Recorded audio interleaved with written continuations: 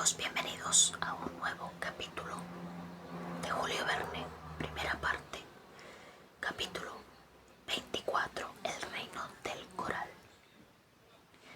Al día siguiente me desperté con la cabeza singularmente despejada y vi con sorpresa que me hallaba en mi camarote. Mis compañeros debían de haber sido también reintegrados al suyo sin darse cuenta, como yo ignoraba lo ocurrido en esta noche. Para desvelar el misterio solo podía confiar en el azar de lo porvenir. La idea de salir del camarote me llevó a preguntarme si me hallaba preso o libre nuevamente. Libre por completo, abrí la puerta, recorrí los pasillos y subí la escalera central. Las escotillas cerradas la víspera estaban abiertas. Llegué a la plataforma donde ya estaban esperándome Ned y Conseil. A mis preguntas respondieron diciendo que no sabían nada. Les había sorprendido hallarse en su camarote al despertarse de un pesado sueño que no había dejado en ellos recuerdo alguno. El Nautilus estaba tan tranquilo y tan misterioso como siempre, navegando por la superficie de las olas a una marcha moderada. Nada parecía haber cambiado a bordo. Ned Land observaba el mar con sus ojos penetrantes. No había nada a la vista. El canadiense no señaló nada nuevo en el horizonte, ni vela ni tierra. Soplaba una sonora brisa del oeste que encrespaba al mar en largas olas, sometiendo al Nautilus a un sensible balanceo. Tras haber renovado su aire, el Nautilus se sumergió en una profundidad media de 15 metros, al objeto de, al parecer, de poder emerger rápidamente a la superficie, operación que contra toda costumbre se practicó en varias ocasiones durante aquella jornada del 19 de enero. En todas ellas el segundo subía a la plataforma y pronunciaba su frase habitual. El capitán Nemo no apareció durante toda la mañana. El único miembro de la tripulación a quien vi fue el steward, que me sirvió la comida con su exactitud y mutismo de costumbre. Hacia las 2 de la tarde me hallaba en el salón ocupado en clasificar mis notas cuando apareció el capitán. A mi saludo respondió con una inclinación casi imperceptible. Sin dirigirme la palabra, volví a mi trabajo, esperando que me diera quizás alguna explicación sobre los acontecimientos de la noche anterior, pero no me dijo nada. Le miré. Su rostro denunciaba la fatiga.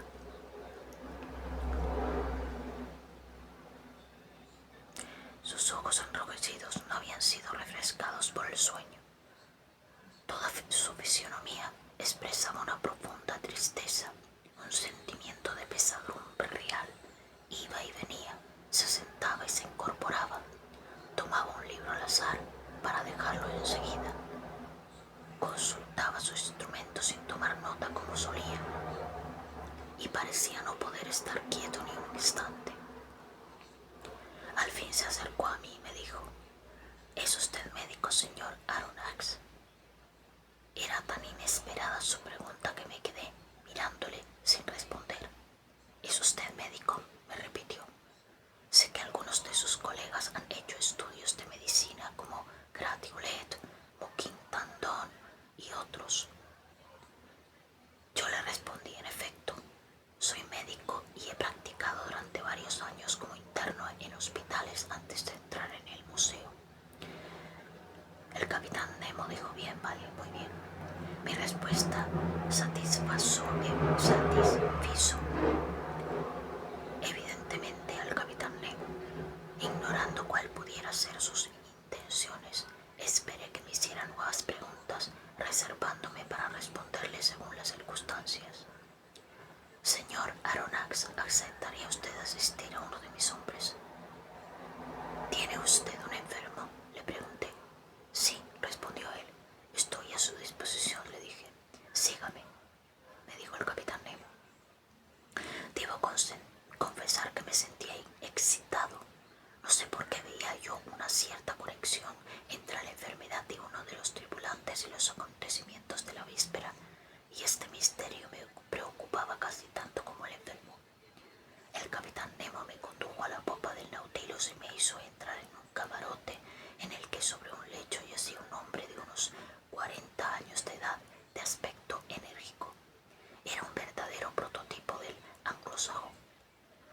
instante sobre él vi que no era simplemente un enfermo sino un herido. Su cabeza envuelta en vendajes sanguinolentos reposaba sobre una doble almohada. Le retiré el vendaje. El herido me miraba fijamente sin preferir una sola queja. Había a la vez contusión y conmoción cerebral. La respiración del enfermo era lenta. Su rostro estaba agitado por espasmódicas contracciones musculares. El pulso del herido era intermitente. Comenzaban a enfriarse las extremidades del cuerpo. Comprendí que la muerte se acercaba sin que fuera posible hacer nada para impedirlo. Tras haber vendado al herido, me dirigí al capitán Nemo. ¿Cómo se ha producido la herida?, pregunté. ¿Qué puede importar eso?, dijo él. Un choque del Nautilus ha roto una de las palancas de la maquinaria y hirió a este hombre. Pero dígame cómo está. Al ver mi vacilación al responder, el capitán me dijo: ¿puede usted hablar libremente? Este hombre no comprende el francés. Miré nuevamente al herido y respondí: va a morir de aquí a 2 horas. No hay nada que se pueda hacer. Nada. Pude ver cómo se crispaban las manos del capitán Nemo y cómo brotaban las lágrimas de sus ojos, que yo no hubiera creído hechos para llorar. Durante algunos momentos seguí observando el horizonte, cuya palidez iba aumentando bajo la luz eléctrica que iluminaba su lecho mortal. Miraba su rostro inteligente, surcado de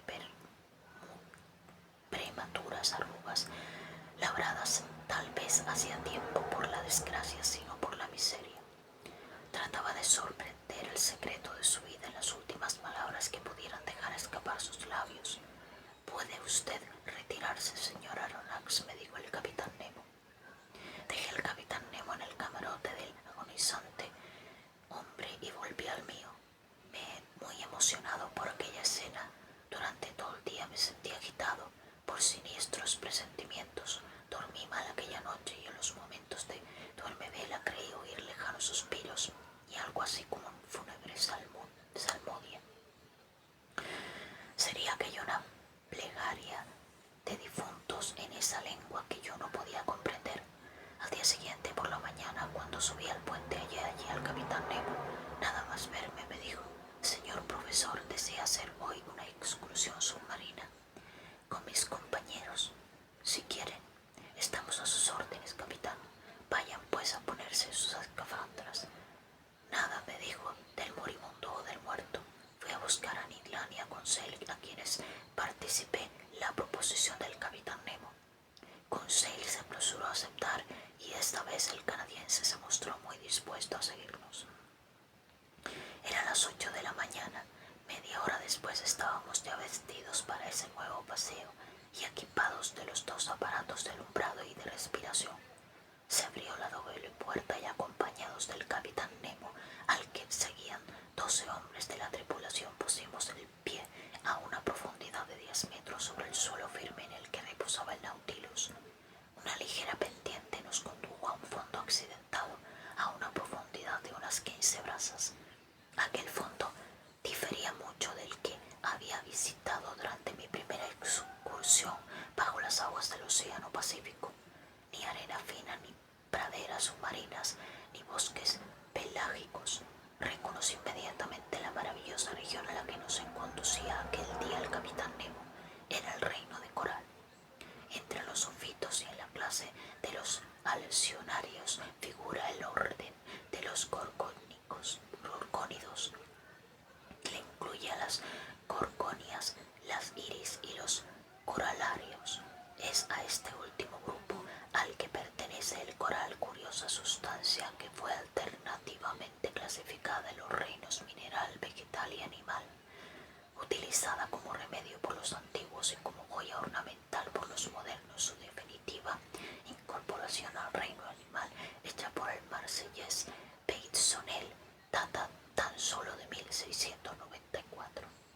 El coral es una colonia de pequeñísimos animales unidos entre sí por un polímero calcáreo y ramificado de naturaleza quebradiza. Estos pólipos tienen un generador único que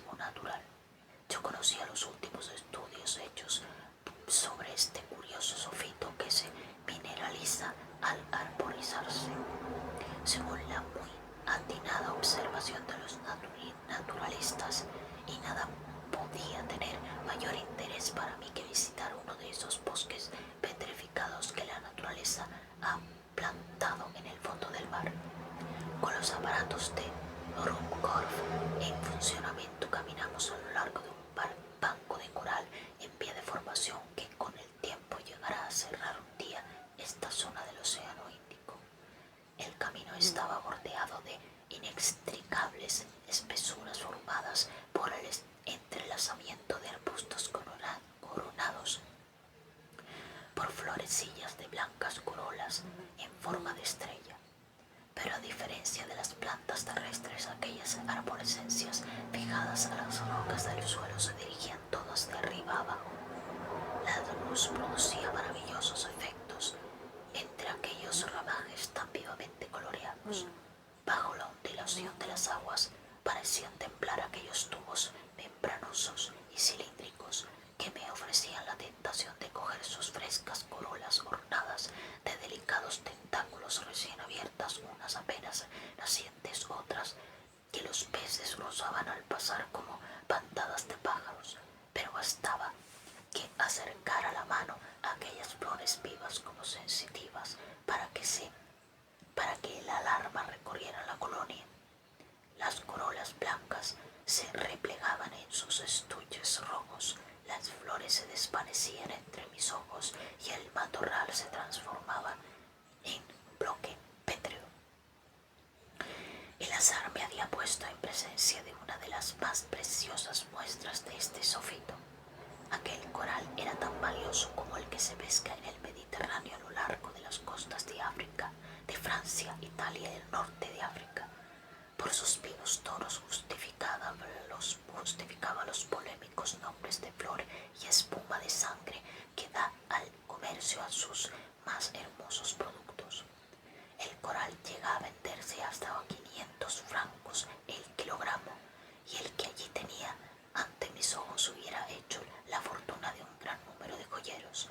La preciosa materia, mezclada a menudo con otros polímeros, formaba esos conjuntos inextricables y compactos que se conocen con el nombre de maciota, y entre los cuales pude ver admirables especímenes de coral rosa. Pero pronto los matorrales se espesaron y crecieron las formaciones arbóreas, abriéndose ante nosotros verdaderos sotos petrificados y largas galerías de una arquitectura fantástica. El capitán Nemo se adentró por una de ellas a lo largo de una suave pendiente que nos condujo a una profundidad de 100 metros. La luz de nuestras linternas arrancaba a veces mágicos efectos de las rugosas asperezas de aquellos arcos naturales de las pechinas que semejaban lucernas a las que hacía refulgir con vivos centelleos. Entre los arbustos de coral vi otros pólipos no menos curiosos, malitas iris con ramificaciones articuladas, matojos de coralinas, unas verdes, otras rojas, verdaderas algas enquistadas en sus sales calcáreas a las que los naturistas han alojado definitivamente. Tras largas discusiones en el reino vegetal, un pensador ha dicho que quizás se halle allí el límite real a partir del cual la vida empieza a salir del sueño de la piedra, sin por ello liberarse totalmente y todavía de su rudo punto de partida. Al cabo de 2 horas de marcha habíamos llegado a una profundidad de unos 300 metros, es decir, al límite del extremo de la formación del coral. Allí no existía ya ni el aislamiento matorral ni el bosquecillo de monte bajo. Era el dominio del bosque inmenso, de las grandes vegetaciones minerales, de los enormes árboles petrificados reunidos por guirnaldas de elegantes plumarias, esas lianas marinas cuya belleza realzaban sus matices de color y sus destellos fosforescentes. Andábamos fácilmente bajo los altos ramajes perdidos en la oscuridad de las aguas, mientras a nuestros pies las tubíporas, las meandrinas, las astreas, las fungias, las cariófilas formaban un tapiz de flores sembrado de gemas resplandecientes. ¡Qué indescriptible espectáculo! No poder comunicar nuestras sensaciones, hallarse aprisionado en una jaula de metal y de vidrio, vernos imposibilitados para comunicarnos entre nosotros, no poder vivir la vida de esos peces que pueblan el líquido elemento, o mejor aún, la de esos anfibios que durante largo tiempo pueden recorrer al albedrío de su antojo el doble dominio